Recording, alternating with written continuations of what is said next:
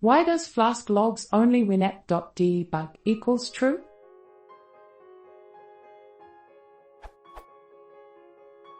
In main.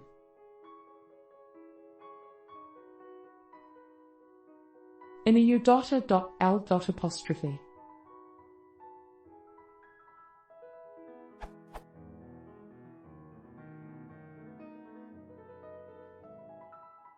If I do this, it works.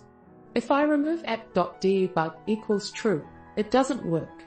But Flask documentation says that app.debug is on local environment/debugging, not on production.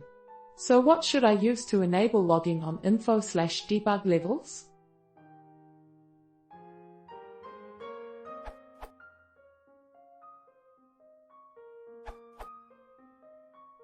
This is because Flask considers error as the default logging level if you do not set up log level. See this URL.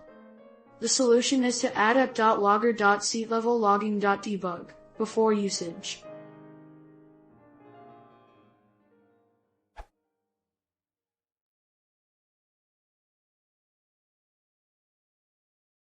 App.debug.